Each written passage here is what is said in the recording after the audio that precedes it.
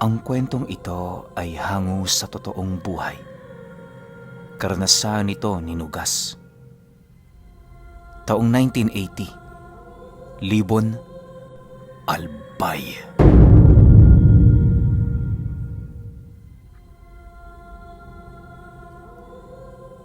Itong mga panahong ito, nakatira malapit sa Pantaw itong si Nugas. Ang kanyang pinagkakaabalahan noon ay ang kanyang maliit na sakahan na nasa paanan ng isang burol. Halos sa kanyang buong buhay, ang bukid na ipinamana sa kanya ang nakagisna na niya mula pagkabata. Ano man ang hirap na pinagdaraanan noon nila Nugas, ni minsan hindi sumagi sa kanya na ibenta ang lupaing yon. Sa katunayan, pinuno, noong taong ito, marami talagang nagkakagusto sa bukid na yon. Bukod kasi sa madali yung pagtaniman ng mga gulay at iba't ibang prutas, medyo may kalapitan lang din yun sa bayan. Ligtas din ang mga lugar na nakapalibot rito, lalo pat palagi yung dinaraanan ng mga manlalakbay galing sa iba't ibang lugar. Sa madaling sabi, isa talagang perpektong pwesto ang minananoon ni Nugas para sakahan ng kung ano-ano.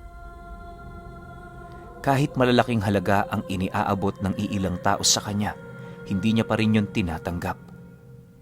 Dahil sa kanyang pagmamatigas, kung kaya't may mangilan-ngilan sa mga ito ang hindi maiwasang magtanim ng galit sa kanya.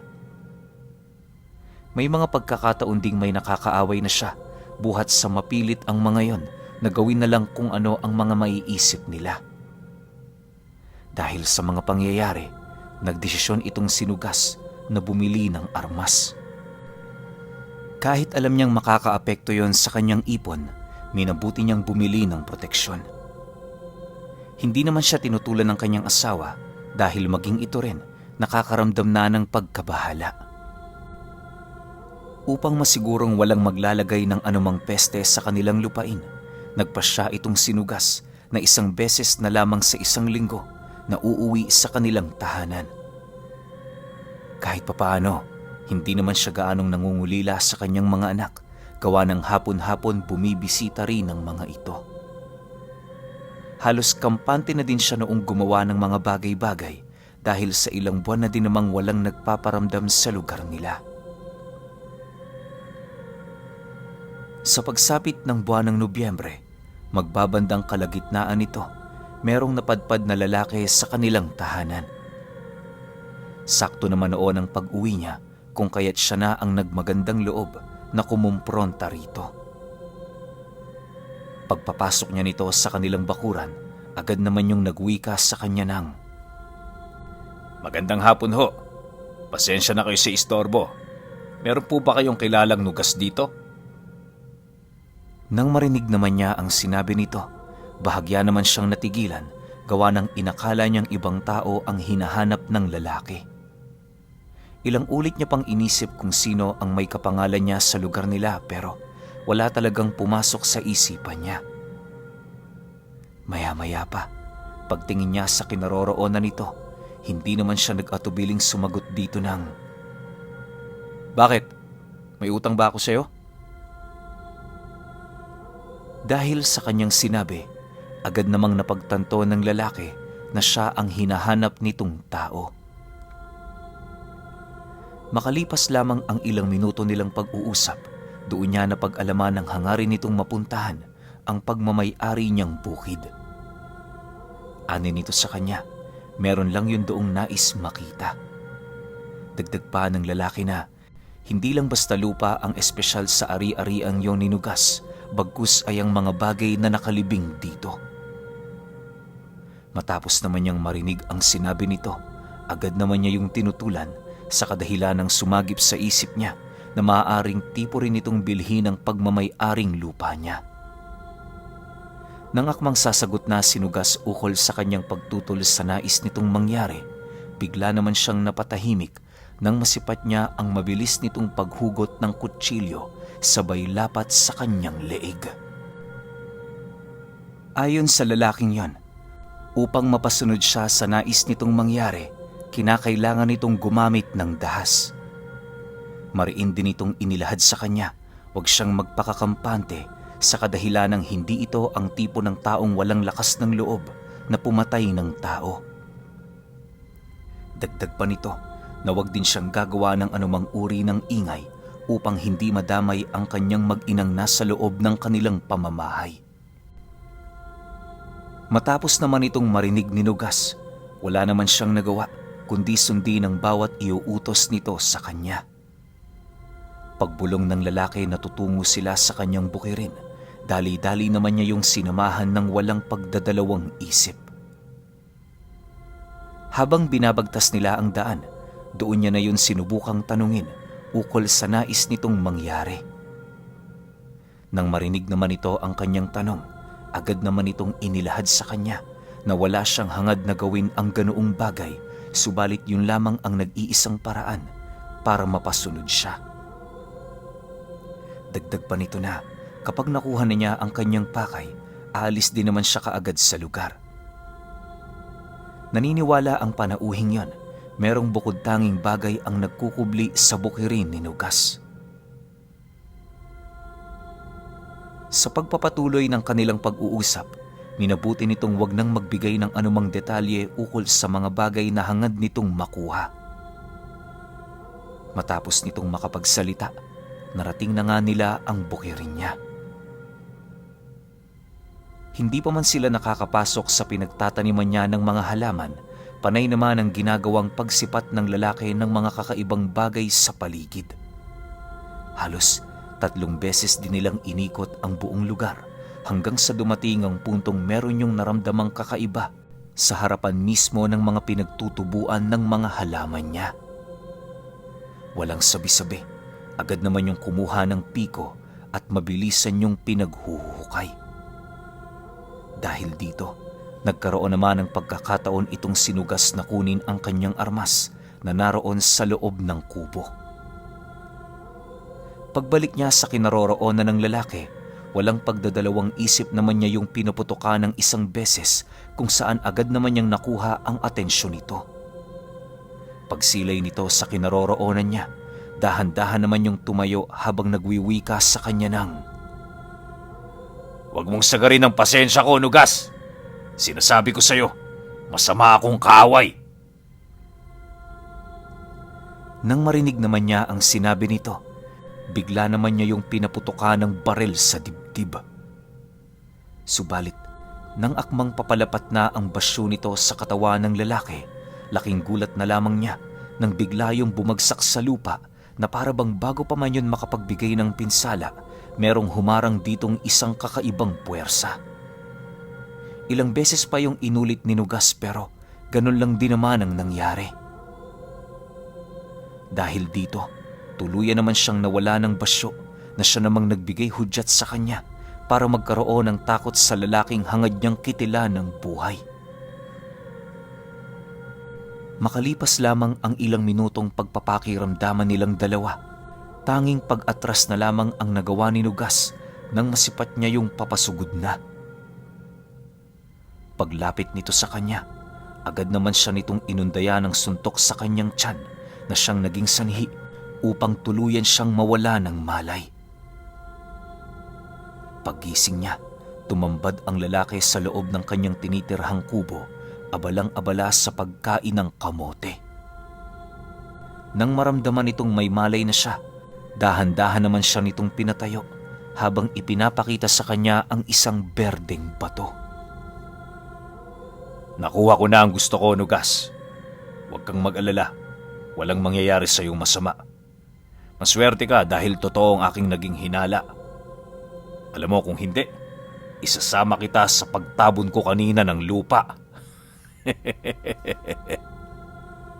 Bungad na wika ng lalaki sa kanya.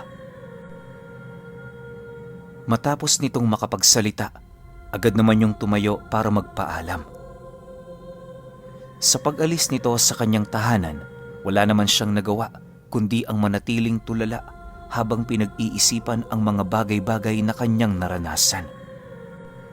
Hindi niya mawari pero pakiramdam niya anuman ang kinuhang bagay nito sa bukid, lubos siyang mahalaga.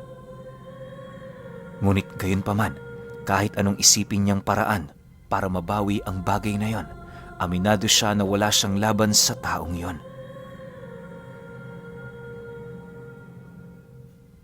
Sa paglipas ng mga araw, pinilit ni Nugas na ipagpatuloy ang kanyang pamumuhay. Subalit habang tumatagal, napapansin niya ang pagiging matamlay ng kanyang mga pananim. Yung mga nyog na buwan-buwan kong mamunga, napapansin na niya ang pagkakaroon ng dilaw na kulay sa mga bagong usbong na bunga nito.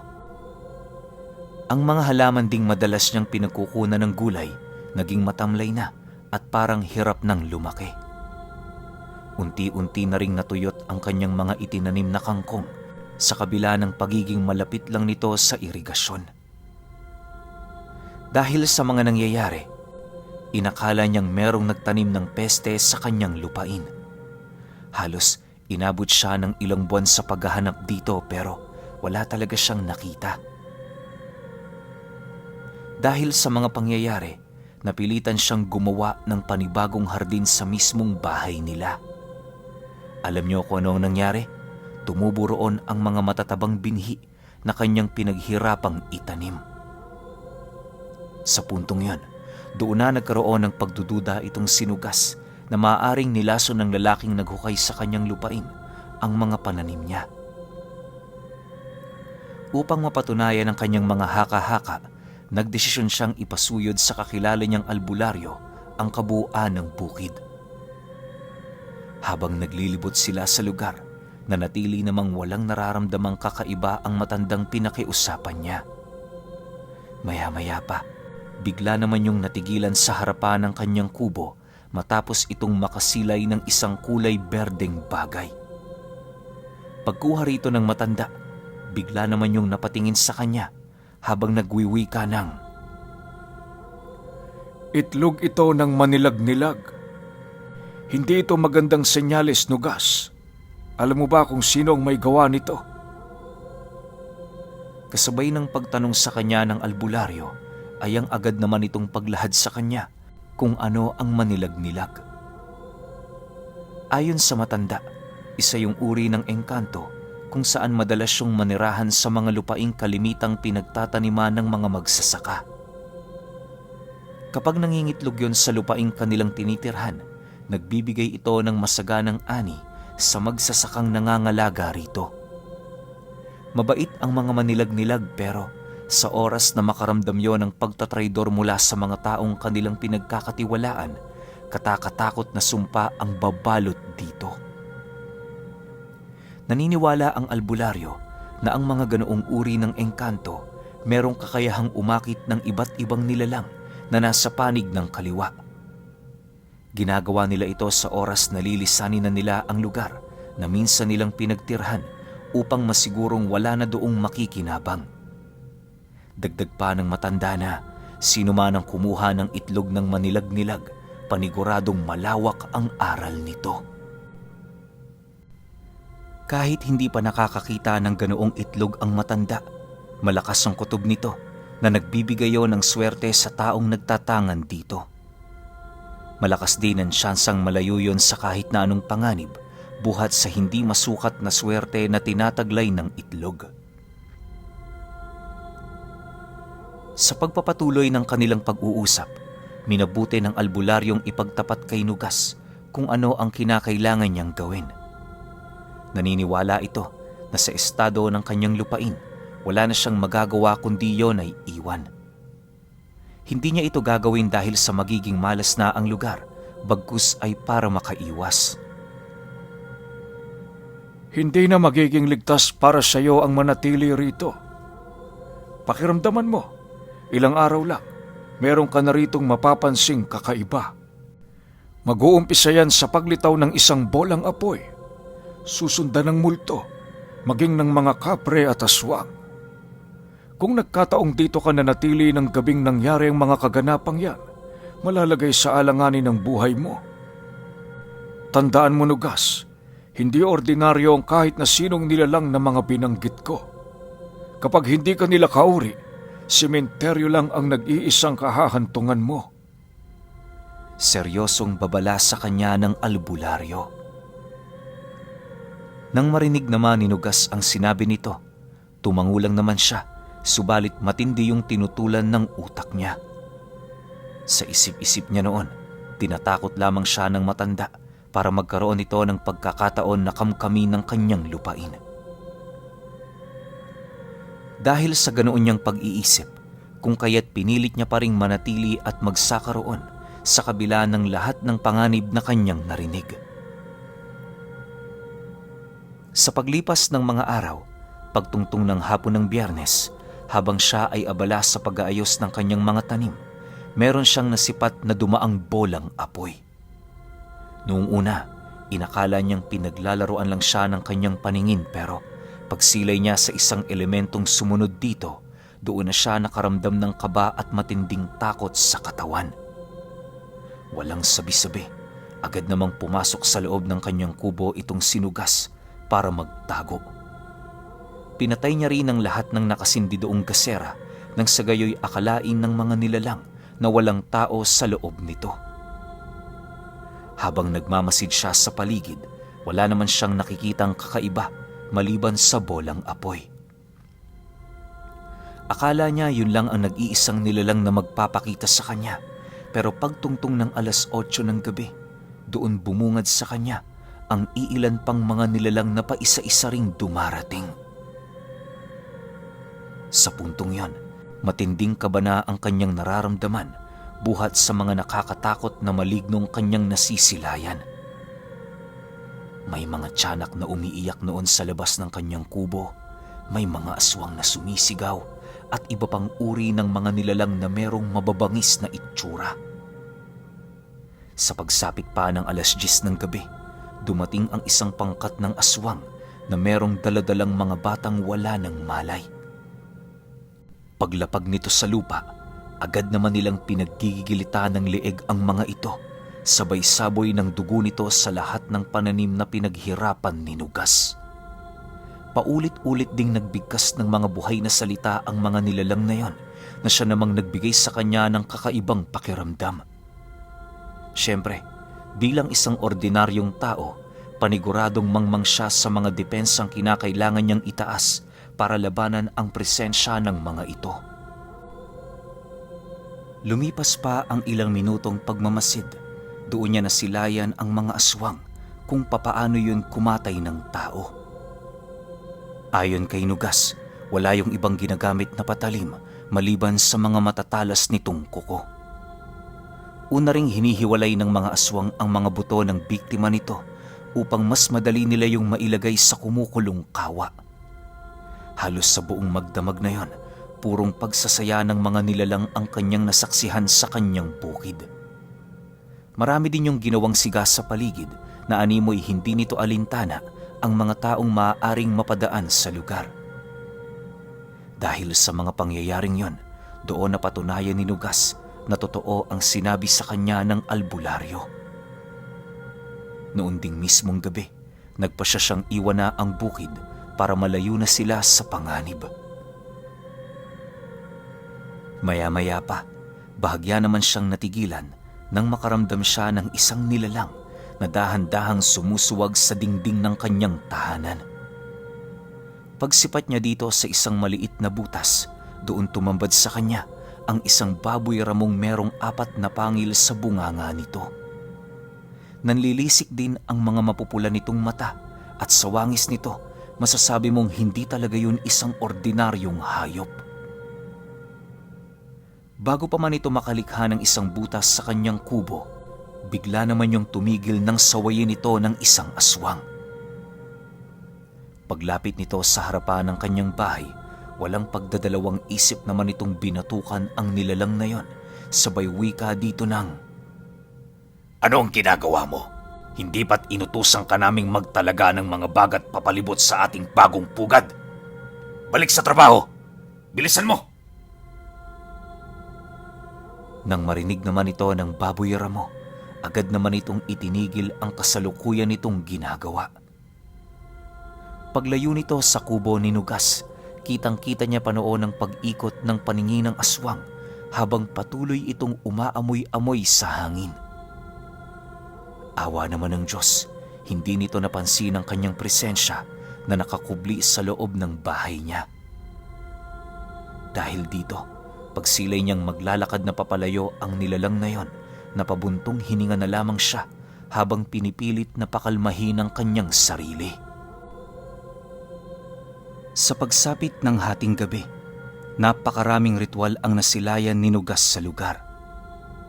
Nakita niya kung papaano magsalo-salo ang mga aswang, ang pagdating ng pangkat ng mga sigbin, ang paglitaw ng mga kaluluwa sa paligid, at iba't iba pang mga pangyayaring hindi niya lubos na inaakala na masisilayan mismo ng paningin niya. Alam niyo, pinuno, noong gabi pakiramdam ko, napakatagal ng pag-ikot ng oras. Yung tipong aakalain mong 2 gabi na ang dumaan dahil sa dami ng mga kaganapang aking nasilayan. Hindi na rin sumagi sa isip ko noon ang makaligtas pa roon ng buhay dahil sa dami ng mga nilalang na nagbabantay. Pagtungtong pa ng 3:00 ng madaling araw, paisa-isa namang naglaho ang mga multo na gumagala sa paligid. Yung mga aswang naman noon, nagsitago na rin sa mga masusukal na kakahuyan malapit sa bukid. Sa pagbalik ng katahimikan sa paligid, wala namang ibang ginawa si Nugas kundi maghintay hanggang sa pagsapit ng bukang liwayway. Nang mapagtanto niyang may konting liwanag na ng araw, mahinahon naman niyang binuksan ang pintuan ng kanyang kubo habang patuloy pa ring pinakikiramdaman ang lugar. Paglabas niya rito, agad naman niyang binagtas ang daan patungo sa bahay ng albularyo. Nang marating na niya ang tahanan nito, bumungad sa kanya ang matandang abalang-abala sa pakikipag-usap sa mga kasama nitong kakarating lang din. Walang sabi-sabi, harapang inihayag ni Nugas sa mga ito ang kanyang mga nasaksihan noong mga nagdaang gabi. Nang marinig naman ng matanda ang kanyang sinabi, inabisuhan siya nitong wag na munang babalik roon sa kadahilanang pipilitin nilang itaboy ang mga nilalang upang hindi yon manatili sa kanilang lugar. Hanggat bago pa lamang ang mga ito, kinakailangan na nila yung sugpuin nang sa gayoy hindi ito maging dagok sa kanilang baryo. Matapos nitong makapag-wika, agad naman yung tumungo sa pagmamay-aring bukid ni Nugas upang gawin ang kanilang mga pakay. Sa halos 7 gabi at 7 araw, nakipaglaban ang mga ito sa mga aswang at elemento. Awa naman ng Diyos, dahil sa sakripisyo noon ng mga albularyo, nakuha rin nila ang hangad nilang mangyari. Nang maitaboy na nila ang mga aswang na yon sa kanilang lugar, wala muna silang pinayagang makapasok sa bukid sa loob ng 2 taon. Upang masigurong masusunod ang batas nilang yon, buwan-buwan nagpapalit sila roon ng bantay. Naglagay din sila ng mga bakod sa lugar upang masigurong hindi ito basta-bastang mapapasok ng mga ordinaryong tao. Ayon sa albularyo, na ang pagpapalayas sa mga nilalang na yon ay hindi pa ang hudyat ng pagwawakas ng sumpa na ipinataw doon ng manilagnilag. Sino man ang pumasok rito sa kasagsaganang pananahimik ng lugar, magkakaroon ng hindi kaaya-ayang sumpa. Isa yon sa mga huling alas ng engkanto upang maipakita ang kanilang galit laban sa mga nilalang na pumatay ng kanilang kauri. Inilahad din ng albularyo, magiging mahirap na para sa mga magsasaka na magtanim doon ng iba't ibang uri ng halamang mapapakinabangan. Nang marinig naman ni Nugas ang lahat ng yon, agad naman niya yung ipinagbenta, subalit sa kasamaang palad, wala na doong nagkaroon ng interes. Ang mga sumunod na nangyari noon sa kanyang bukid, tinubuan na lamang yon ng matataas na talahib hanggang sa unti-unti na ring nakalimutan ng mga tao ang istorya nito.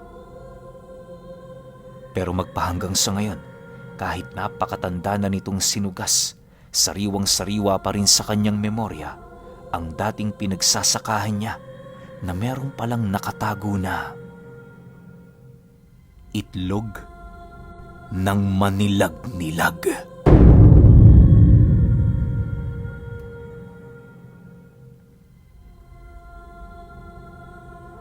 Okay, opinyon ko sa kwento. Ngayon ko lang narinig yung manilag-nilag, no? Ano ba to? Ibon? Bayawak? O kung anumang klase ng hayop? Kasi isipin ninyo once na nangitlog yung manilag-nilag sa lupang pag-aari ninyo o sinasakahan ninyong lupa, magkakaroon nyo na napakaswerteng biyaya. 'Di ba? So, hindi ko lang maintindihan kung papaano pinipili ng manilag-nilag yung isang lupa para paglaanan nila ng itlog nila. Pero napaka-sensitive din nun 'di ba? Kasi nga once na mapatay mo o once na makuha mo yung itlog na yon, inalis mo sa lupa mo, yung lupa mo mamalasin, tas isusumpa pa ng engkanto. Alam nyo, buti na lang swerte tong sinugas. Kasi kung wala yung mga albularyong tumulong sa kanya, malamang sa malamang kinarne talaga siya o wala tayong ganitong klase ng kwento. O yan, baka naman meron nakakaalam sa inyo kung anong uri ng hayop tong manilag-nilag, paki-comment naman sa baba para hindi kami nag-iisip. Yun lang. Hanggang sa susunod na kwento. Salamat.